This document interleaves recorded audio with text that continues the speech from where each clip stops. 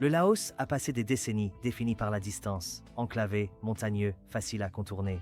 Puis, en décembre 2021, la distance s'est effondrée.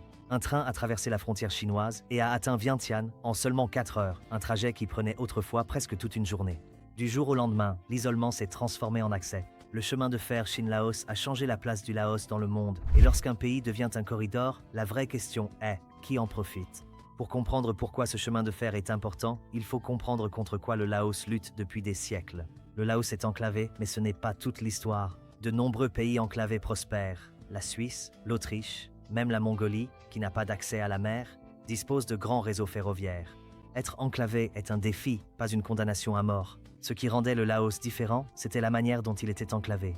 Imaginez un pays où environ 70% du territoire est constitué de montagnes, de collines et de plateaux, où les rivières coulent du nord au sud, mais où vos voisins et partenaires commerciaux se trouvent à l'est et à l'ouest, où le Mékong, votre principale artère, ne vous relie qu'à d'autres régions enclavées ou s'écoule vers des frontières que vous ne contrôlez pas.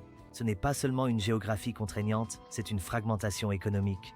Pendant la majeure partie de l'histoire moderne du Laos, il était plus difficile de déplacer des marchandises à l'intérieur du pays que de les transporter à l'international. Un camion voyageant du nord au sud pouvait passer 2 jours à parcourir des routes de montagnes sinueuses. Des inondations saisonnières pouvaient isoler des provinces entières. Même les grandes villes se sentaient déconnectées les unes des autres. Et parce que le Laos se trouve entre la Thaïlande, le Vietnam, la Chine, le Cambodge et le Myanmar, il a toujours été dans la sphère d'influence de quelqu'un, sans jamais vraiment s'intégrer à l'économie de l'un d'eux. Pensez au Laos comme à une maison construite sur une colline, entourée de rues animées, mais sans aller pour y accéder. Tout le monde passe devant, peu s'arrête, et encore moins entrent à l'intérieur. Pendant des décennies, la solution a été les routes. Le Laos en a construit, des bailleurs de fonds internationaux les ont financés. Mais les routes ont leurs limites. Elles nécessitent un entretien constant sur un terrain difficile. Elles sont lentes pour le transport de marchandises.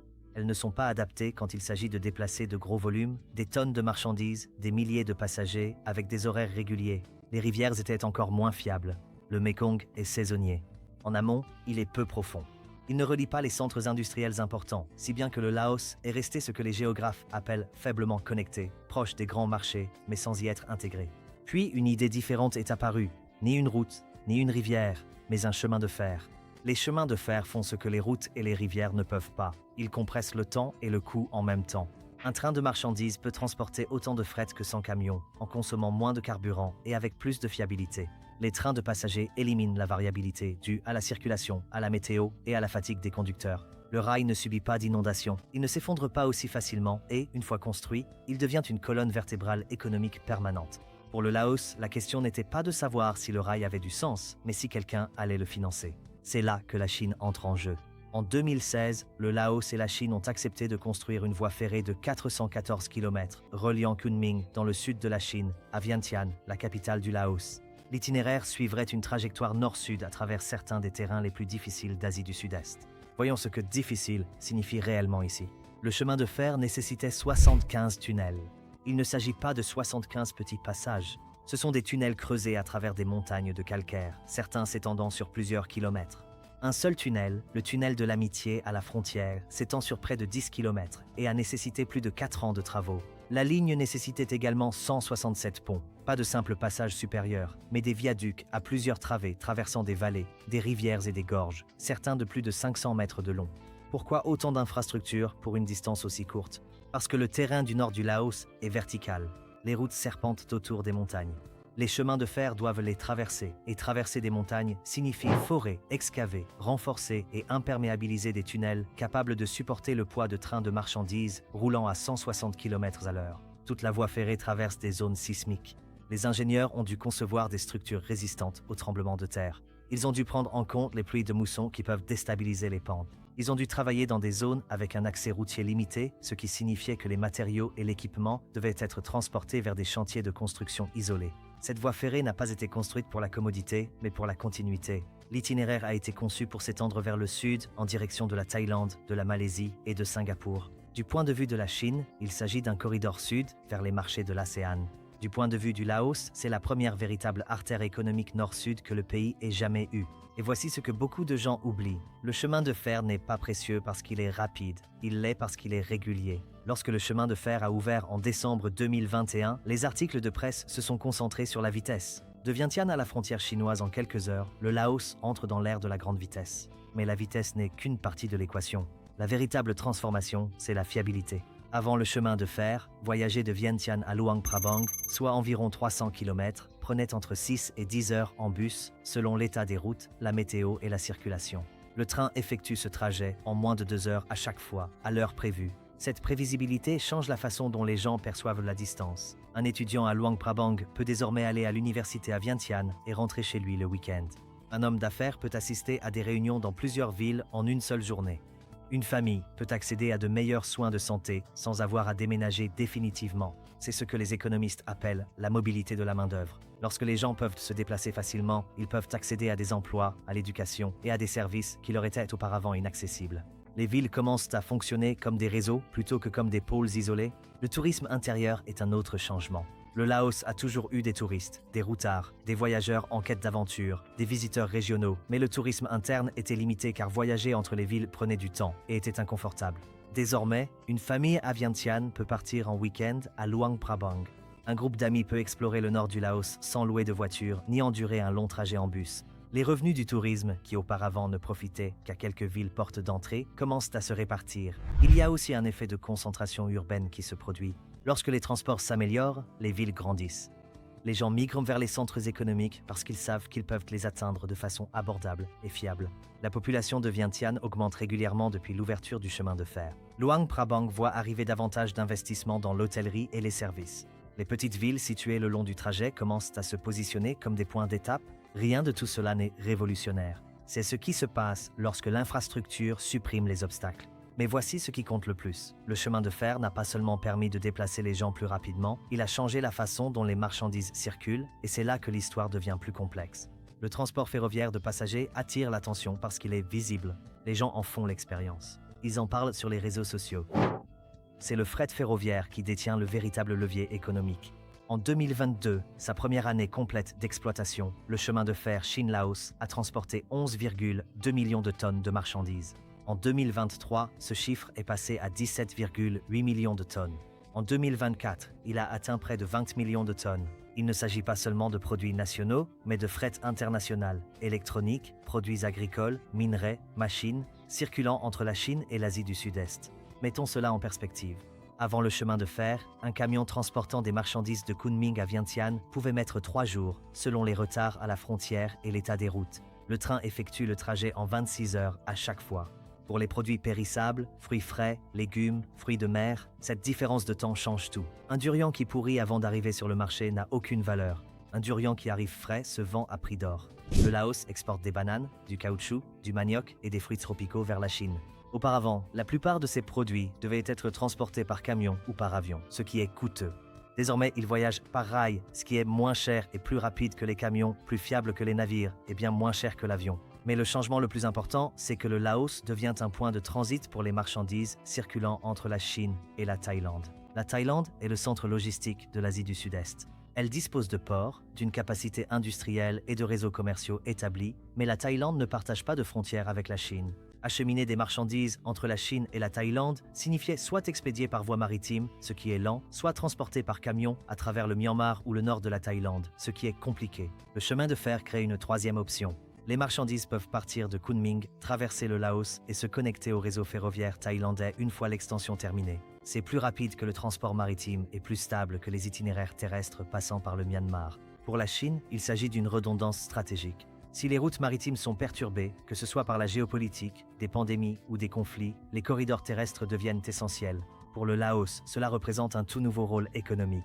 Le pays n'exporte plus seulement ses propres marchandises, il facilite le commerce entre des économies bien plus importantes. C'est ici que la logique des corridors commence à prendre tout son sens. Un corridor n'a pas besoin d'une grande population, il n'a pas besoin d'usines ni de pôles technologiques. Il a juste besoin de flux. Il a besoin que des marchandises, des personnes et des capitaux y circulent efficacement. Le Laos est désormais un corridor, et les corridors ont de la valeur, mais ils comportent aussi des risques. Le chemin de fer Chine-Laos fait partie de l'initiative La Ceinture et la Route de la Chine. Ce n'est pas une spéculation, c'est une politique déclarée. Mais qu'est-ce que cela signifie réellement, au-delà des mots à la mode ? L'initiative La Ceinture et la Route est un programme mondial d'investissement dans les infrastructures lancé par la Chine en 2013. L'idée est de construire des routes, des chemins de fer, des ports et des réseaux énergétiques qui relient la Chine à l'Europe, à l'Afrique, à l'Asie du Sud-Est et au-delà. Certains y voient un développement économique, d'autres y voient une influence stratégique. La vérité, c'est que c'est les deux, selon le projet et le pays concerné. Pour le Laos, le chemin de fer s'inscrit dans une vision plus large de la connectivité régionale. La Chine veut un réseau ferroviaire reliant Kunming à Singapour, en passant par le Laos, la Thaïlande et la Malaisie. Cela créerait une liaison terrestre directe entre le sud de la Chine et les marchés les plus riches d'Asie du Sud-Est. Du point de vue de la Chine, cela réduit la dépendance aux routes maritimes contrôlées par d'autres puissances. Cela ouvre de nouveaux marchés d'exportation. Cela renforce les liens politiques et économiques avec les pays voisins. Du point de vue du Laos, le chemin de fer offre quelque chose que le pays n'aurait pas pu construire seul, des infrastructures modernes qui l'intègrent aux réseaux commerciaux régionaux. Mais il y a un prix à payer. Le chemin de fer a coûté environ 6 milliards de dollars. La structure de financement est complexe. 60% proviennent de prêts de la Banque d'export-import de Chine, tandis que 40% proviennent d'investissements en capital répartis entre des entités chinoises et laotiennes. La Chine détient 70% des parts, le Laos 30%. Pour sa part, le Laos a dû emprunter 480 millions de dollars supplémentaires auprès de banques chinoises pour couvrir une partie de sa contribution en capital. Les fonds restants proviennent du budget national. La dette nationale du Laos a considérablement augmenté en conséquence. Certains analystes s'inquiètent de la soutenabilité de la dette. D'autres soulignent que les investissements dans les infrastructures sont à long terme. Les revenus issus du chemin de fer ne se matérialiseront pas immédiatement, mais ils s'accumuleront sur des décennies. Ce qui est clair, c'est ceci. L'infrastructure n'est pas de la charité, c'est un alignement. La Chine n'a pas construit ce chemin de fer par pure bienveillance. Le Laos n'y a pas consenti par désespoir. Les deux pays ont vu une valeur stratégique à connecter leurs économies. Mais l'alignement ne signifie pas l'égalité. Les conditions de financement, le contrôle des opérations, la répartition des revenus, tout cela se négocie, se conteste et se révise au fil du temps. Les infrastructures créent des relations, et les relations impliquent du pouvoir. Être un corridor semble avantageux. Les marchandises transitent, les revenus affluent, le commerce augmente, les investissements suivent. Mais voici la question qui dérange. Lorsque la valeur traverse votre pays, au lieu d'y être créée, qui en profite réellement? Analysons cela en détail. Le chemin de fer est exploité en co-entreprise entre des entreprises laotiennes et chinoises. Mais la technologie, le matériel roulant, les systèmes de signalisation, les protocoles de maintenance, tout cela vient de Chine. Le Laos ne fabrique pas de trains. Il ne produit pas l'équipement spécialisé nécessaire à l'entretien du train à grande vitesse. Il ne dispose pas d'un large vivier d'ingénieurs formés à l'exploitation ferroviaire. Cela signifie que le Laos dépend de l'expertise chinoise pour faire fonctionner le système. Ce n'est pas forcément mauvais en soi, mais cela crée un rapport de force. Si un différend survient concernant les prix, le partage des revenus ou le contrôle opérationnel, l'un des deux côtés dispose de plus de capacités techniques que l'autre. Cela a son importance. Il y a aussi la question de la captation de la valeur. Lorsque des marchandises transitent par le Laos de la Chine vers la Thaïlande, qui en profite? Les entreprises qui expédient les marchandises, les sociétés de logistique qui gèrent le transport, les exploitants ferroviaires qui perçoivent des frais. Mais le Laos développe-t-il sa propre industrie logistique? Les entreprises locales se développent-elles en participant à ces chaînes d'approvisionnement ou bien les sociétés internationales dominent-elles le corridor pendant que le Laos perçoit des frais de transit? Ce sont des questions ouvertes. Le chemin de fer est encore relativement récent. Les modèles économiques sont encore en train de se former. Mais l'histoire suggère qu'être un simple corridor sans capacité industrielle locale peut piéger les pays dans un rôle de prestataire de services, percevant des péages sans créer de richesse. Il y a ensuite la question urbaine. La connectivité concentre l'activité économique. Le chemin de fer relie Vientiane, Luang Prabang et quelques autres villes. Mais qu'en est-il des régions situées en dehors de la ligne? Les infrastructures profitent souvent aux zones qu'elles desservent directement, tout en laissant les autres encore plus à la traîne. Si les investissements, les emplois et les services se concentrent le long du corridor ferroviaire, les provinces rurales sans accès pourraient voir leur population migrer ailleurs. Ce n'est pas propre au Laos. C'est un schéma que l'on retrouve dans tous les pays dotés d'infrastructures de transport majeures. Mais pour un petit pays en développement, les effets de concentration peuvent être plus marqués. Et puis il y a la dimension géopolitique. Le Laos dispose désormais d'un chemin de fer qui le relie physiquement à la Chine de façon plus directe que n'importe quel autre voisin. C'est de l'infrastructure, mais c'est aussi une géographie réécrite. Lorsque votre économie devient structurellement intégrée à celle d'un voisin plus grand, votre marge de manœuvre pour prendre des décisions indépendantes se réduit, non pas à cause de la coercition, mais à cause de l'interdépendance. Si le fret chinois transite quotidiennement par le Laos, si les touristes chinois représentent une source majeure de revenus, si les prêts chinois financent les infrastructures dont vous dépendez, alors lorsque Pékin parle, Vientiane écoute. Ce n'est pas nécessairement bien ou mal, c'est la nature de l'asymétrie. Être connecté ne signifie pas être aux commandes. Le chemin de fer Chine-Laos a moins de 6 ans. C'est à peine suffisant pour mesurer ses effets à long terme. Ce que nous savons jusqu'à présent, le nombre de passagers a dépassé 43 millions. Le volume de fret est passé de 11 millions de tonnes en 2022 à près de 20 millions de tonnes en 2024. Le tourisme est en train de se redresser. La connectivité intérieure s'est améliorée, mais l'histoire la plus importante ne sera visible que dans quelques années. Le Laos développera-t-il des industries qui profiteront du chemin de fer ou restera-t-il un simple point de passage pour le commerce des autres? L'extension du chemin de fer vers la Thaïlande verra-t-elle le jour, faisant du Laos un véritable corridor de transit, ou bien le financement et les complications politiques freineront-ils les progrès? Le fardeau de la dette deviendra-t-il gérable à mesure que les revenus augmenteront, ou limitera-t-il la flexibilité budgétaire du Laos pendant des décennies? Ce ne sont pas des questions rhétoriques, ce sont les véritables incertitudes qui façonneront l'avenir du Laos. Ce qui est indéniable, c'est que le Laos n'est plus isolé. Il est connecté, il est accessible, il est pertinent d'une manière qu'il ne l'était pas auparavant. Mais la proximité a ses revers. Être plus proche des marchés signifie aussi être plus exposé à leur volatilité. Être intégré dans les chaînes d'approvisionnement signifie hériter de leurs perturbations. Être connecté à une économie plus vaste signifie absorber ces pressions. Le Laos n'a pas gagné de littoral. Il n'est pas soudainement devenu une puissance industrielle. Il ne s'est pas transformé en un centre régional du jour au lendemain. Ce qu'il a gagné, c'est un positionnement, et le positionnement devient un atout si l'on sait s'en servir. Le chemin de fer a changé la relation du Laos avec la distance. La suite dépend de la manière dont le Laos utilisera ce changement.